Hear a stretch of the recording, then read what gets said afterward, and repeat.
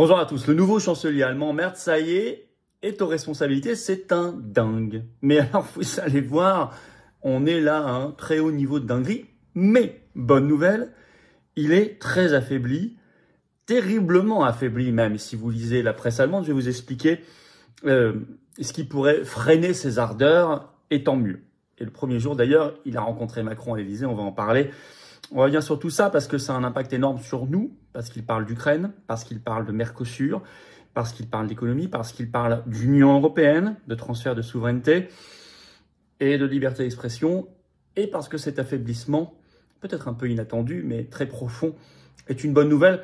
Je vais vous expliquer tout cela dans cette vidéo très concrètement. Nécessité absolue de se défaire de ce mythe destructeur du couple franco-allemand qui n'existe que côté français, qui est une trahison en fait, une soumission. Et évidemment, nécessité absolue de sortir de l'Union européenne, du Frexit. Enfin, quand on voit cela, je vais vous dire, quand vous voyez le pédigré de ce nouveau chancelier allemand, on a très envie de courir et de quitter l'Union européenne et d'être un pays indépendant et souverain et de maîtriser notre destin, bien évidemment. On va voir ça dans cette vidéo. Merci de la partager partout. Alors, merci de vous abonner à cette chaîne. Un petit clic gratuit sur s'abonner. Voilà, c'est tout pour vous. Mais ça aide énormément. Vraiment, ça aide terriblement. Une meilleure diffusion des vidéos si vous êtes abonné à la chaîne plutôt que pas abonné. Donc, merci à vous pour ce petit clic, ce petit effort gratuit de votre part. Ce vendredi 9 mai à 19 h, on sera en direct sur cette chaîne et je crois qu'on aura beaucoup de sujets à voir ensemble et j'aurai toutes vos questions que je découvrirai en direct et auxquelles je répondrai sans aucun tabou, sans aucune langue de bois. Voilà, soyez là, ça va être un très gros direct, ramener du monde à 19 h, bien sûr, sur cette chaîne ce vendredi 9 mai. Le jeudi 29 mai, qu'est-ce qu'on fait? C'est les 20 ans du non par référendum. Ça va être impressionnant. On fait un grand rassemblement au pied du Sénat à 18 h, 20 rue de Tournon à Paris. Soyez là. Ça va être un très grand moment et c'est donc un très grand rassemblement aussi pour l'avenir. Le passé et l'avenir. C'est toujours non et c'est le Frexit pour l'avenir. Organisez-vous d'ores et déjà, notez-le dans vos tablettes. Avant cela, samedi 24 mai, je suis en réunion publique à Nantes l'après-midi. Entrée gratuite. Lien d'inscription pour Nantes le 24 mai sous la vidéo en description. Dès maintenant, allez-y, inscrivez-vous. Et le lendemain, dimanche 25 mai à Cannes. Inscription gratuite aussi par le lien sous la vidéo en description.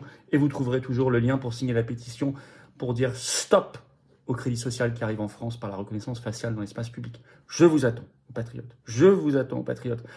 8 mai, jour de la victoire. Eh bien, c'est peut-être un jour très symbolique pour adhérer aux patriotes, réadhérer ou aider le mouvement dans ses actions concrètes par un don au mouvement. Oui, mouvement indépendant, qui n'a pas un centime de financement public, qui est le plus grand mouvement souverainiste et de résistance de France, qui est dans l'action permanente. Vous allez encore le voir le 9 mai, je vous réserve la surprise pour la fête de l'Europe. Vous allez voir, on va lui faire sa fête. Mais aidez-nous à faire, aidez-nous à être là, renforcer ce bloc de conviction et de combat et d'action. Et ce jour de la victoire, je trouve que ce 8 mai, je trouve que c'est magnifique pour adhérer au plus grand mouvement souverainiste de France et rejoindre une grande famille avec des très très très grandes valeurs de souveraineté, de liberté et de paix. Pour adhérer ou réadhérer au Patriote dès maintenant, c'est le premier lien sous la vidéo en description. Ou faire un don au mouvement, c'est le deuxième lien sous la vidéo en description dès maintenant. Les liens sont tout le temps sur notre site aussi, les-patriotes.fr. Et en plus, tout ça, ça fait baisser vos impôts. Et oui, vous défiscalisez aux 2/3 de la somme de ce que vous mettez en adhésion à adhésion don. Et vous l'enlevez, vous le retranchez de vos impôts. Profitez-en, faites pas ce cadeau au fisc et au gouvernement et à Macron. Bienvenue aux nouveaux adhérents patriotes en ce jour de la victoire. Bravo aux réadhérents et aux donateurs. Allez. Merz, il s'appelle Friedrich Merz, nouveau chancelier d'Allemagne, dingue mais déjà très affaibli. Il veut former un duo infernal avec Macron. La divine surprise, c'est qu'il est très affaibli. Que s'est-il passé? Il y a eu un coup de tonnerre au Parlement allemand, au Bundestag, le 6 mai, repris par la dépêche AFP du 6 mai, le titre « Friedrich Merz, élu chancelier allemand au deuxième tour, après un échec inédit au premier tour ». Devait être élu par les députés. Jamais, depuis la Seconde Guerre mondiale, un chancelier allemand n'a pas été élu au premier tour. C'est la première fois. Je cite la dépêche. Jamais dans l'histoire d'après-guerre de la République fédérale d'Allemagne, un candidat chancelier n'avait ainsi échoué au premier tour.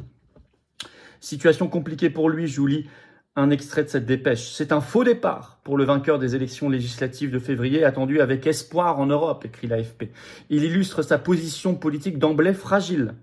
Il est peu populaire dans l'opinion publique, ça il faut le noter aussi. Contesté dans une partie de son propre camp conservateur pour avoir récemment assoupli les règles nationales très strictes en matière de déficit public. Pourquoi faire? Pour financer l'Ukraine. Non reçu, a immédiatement réagi le journal populaire allemand Bild, le comparant à un étudiant passant un examen. L'AfD en a profité pour réclamer de nouvelles élections législatives Nous sommes prêts à assumer la responsabilité gouvernementale. Monsieur Merz devrait démissionner immédiatement et la voie devrait être ouverte à de nouvelles élections dans notre pays, avait déclaré pour sa part Alice Weidel, co-dirigeante de l'AfD, parti qui fait actuellement jeu égal dans les sondages avec la CDU de Merz. Alors, on dit qu'il est un chancelier déjà chancelant. C'est l'expression du Tagesspiegel, journal allemand, qui parle de faux départ historique, qui fait déjà, je cite, douter de la stabilité, de la stabilité future de la nouvelle coalition gouvernementale noire-rouge, c'est-à-dire CDU-SPD. Le journal belge Le Soir parle d'un aveu de faiblesse, je vais vous citer un extrait. C'est un aveu de faiblesse qui est envoyé et qui envoie un signal peu positif de la part de celui qui n'a eu de cesse de claironner qu'avec lui, l'Allemagne allait avoir le leadership en Europe à un moment de bascule géopolitique, militaire et économique, note Le Soir. Le journal allemand Der Spiegel rapporte ce que dit la presse internationale dans un grand article ce 7 mai en parlant de drame en Allemagne. The Times, par exemple, parle d'un revers pour la nouvelle coalition. Le New York Times parle d'un revers inattendu qui donne à réfléchir pour Merz. CNN, la chaîne américaine, dit que c'est embarrassant. El País en Espagne dit que c'est une crise politique complètement inattendue. En Italie, le Corriere della Sera parle d'alliés européens qui sont confus et inquiets, etc. Il y a deux choses. Certains pourraient dire que c'est juste un accident de parcours, il a raté le premier tour, mais de toute façon, ils ont revoté, il a été élu au second tour, certes. Mais n'oubliez pas qu'en Allemagne, c'est un traumatisme, ça n'est jamais arrivé. Ça veut dire qu'il n'a pas une coalition au Bundestag qui est sûre. Il y en a déjà 18 qui l'ont trahi. Et c'était un vote à bulletin secret. 18. Il s'y attendait pas du tout. Donc ça veut dire qu'il sera très ralenti, ce qu'analyse la presse allemande, pour faire passer ses projets parce qu'il n'a pas la coalition qu'il pensait avoir. Il n'a pas de majorité comme il croyait l'avoir.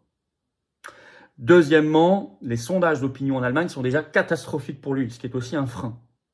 Parce que quand vous avez l'opinion publique tout d'emblée contre vous, vous n'avez même pas d'état de grâce, comme on dit, c'est très compliqué, beaucoup plus compliqué. Alors c'est excellent parce qu'il est extrêmement dangereux. Je vous rappelle que c'est un homme de BlackRock. Il a dirigé BlackRock Allemagne de 2009 à 2022, pendant 13 ans. Il est même en conflit d'intérêts sur l'Ukraine, puisque BlackRock a de très grands contrats déjà pour la reconstruction de l'Ukraine. C'est un euro-gaga au dernier degré. Le Monde rapporte ça ce 7 mai, je vais vous citer un extrait. Il expliquait au journal Le Monde qu'il consacrerait 60 à 70% de son temps aux questions européennes durant sa première année à la chancellerie. L'Union européenne nous attend, a-t-il écrit sur X ce 5 mai. Vous avez France Info qui note, je cite, « Le futur chef du gouvernement allemand a promis de prendre le contre-pied de son prédécesseur Scholz. Friedrich Merz est un Européen convaincu, partisan de l'intégration européenne, qui a entamé sa carrière au Parlement de Strasbourg et qui veut faire de la politique étrangère sa priorité, souligne Jacob Ross, chercheur au Conseil allemand des relations internationales. » Alors, il est pro-Mercosur à fond. C'est noté dans une interview qu'il avait donnée le 13 avril, avant d'être nommé chancelier, au journal allemand Handelsblatt. Je vais vous citer un extrait. Voilà. Nous devons maintenant nous tourner vers d'autres régions du monde et faire des offres de coopération et de nouveaux accords de libre-échange et de citer des pays comme le Canada, le Mexique, l'Inde, le Japon, la Corée du Sud, toute la région du Pacifique Sud-Est, jusqu'à l'Australie et la Nouvelle-Zélande.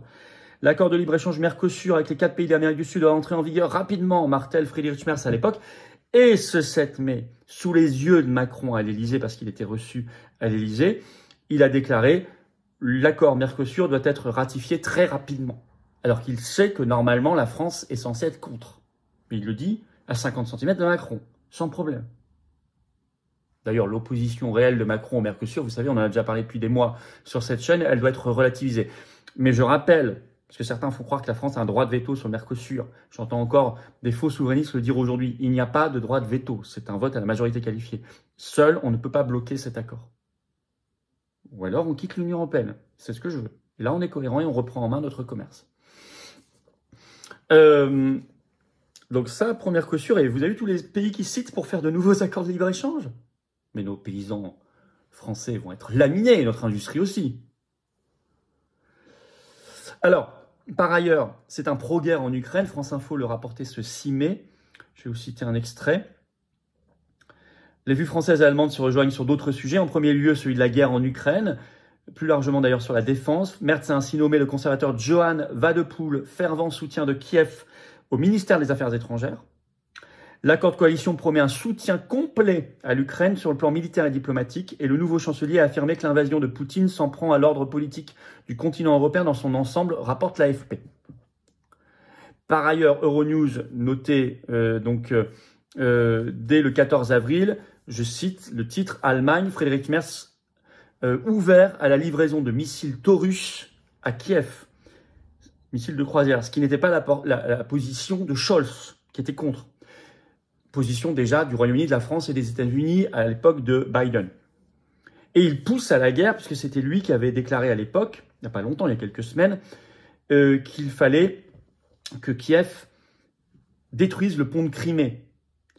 Je cite, donc Euronews, « L'une des options évoquées par le chef de la CDU est la destruction du pont de Kerch, la principale liaison terrestre entre la Russie et la péninsule de Crimée occupée par la Russie.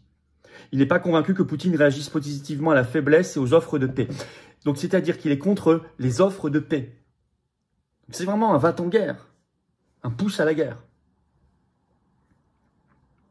Donc, vous voyez, sur plein de sujets, et qu'est-ce qu'il annonce à l'Élysée ce 7 mai à côté de Macron?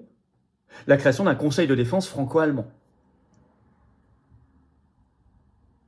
Alors, donc il est proche de Macron et de sa folie, en fait, quand même, là-dessus, mais avec un aspect de domination par rapport à Macron et à la France. C'était sa première visite à Paris, le 7 mai, avant la Pologne l'après-midi.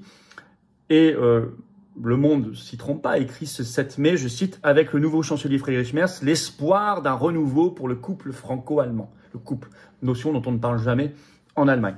Ce qui veut dire concrètement plus d'Union européenne et moins de souveraineté nationale, plus de mesures liberticides. Je vous signale, on en avait parlé dans une vidéo il n'y a pas longtemps, que dans l'accord de coalition qui porte Merz au pouvoir en Allemagne, il y a la suppression de la loi allemande de 2006 sur l'accès aux documents administratifs, qui avait permis l'émergence de tous les documents sur le Covid avec l'Institut Corps. Et par ailleurs, une loi d'inéligibilité pour les élus qui sont condamnés pour désinformation et fake news. C'est-à-dire, c'est un moyen de se débarrasser des vrais opposants, au nom du complotisme, de la lutte contre le complotisme. Par ailleurs, c'est plus de guerre, on vient de le voir, c'est plus de pillage de la France, et c'est une Allemagne remilitarisée, et qui pourrait même avoir, ce conseil de défense franco-allemand annoncé ce 7 mai est inquiétant, notre dissuasion nucléaire. Donc vous voyez pourquoi, je reviens à la première partie de cette vidéo, pourquoi il est très positif qu'il soit quand même embourbé dans les difficultés politiques tout de suite et qu'il n'ait pas de vraie majorité, et qu'il y ait eu cet énorme revers dès son élection au Bundestag. Ça, c'est une très bonne nouvelle. Fou mais affaibli. Alors, il a une majorité brinque-ballante, chancelante, donc il est affaibli, ça c'est une très bonne nouvelle, mais on ne peut pas se contenter de cela. Nous devons nous battre pour nous débarrasser de cette soumission à l'Allemagne, qui est une folie totale, un affaiblissement, une trahison, et évidemment reprendre totalement en main notre avenir et notre indépendance. Ça s'appelle le Frexit, la sortie de la France de l'Union européenne. On va célébrer d'ailleurs, nous à notre manière, vous allez voir ce 9 mai. Les patriotes prennent toujours leurs responsabilités, sont dans l'action. Vous verrez ça. Et puis vous verrez ça aussi le jeudi 29 mai. Nous organisons la grande manif nationale au pied du Sénat pour les 20 ans du non. Constitution du 29 mai 2005, Constitution européenne rejetée par les Français. Nous lirons d'ailleurs publiquement à cette occasion le nom de tous les parlementaires qui ont ratifié 3 ans plus tard le traité de Lisbonne contre la volonté des Français.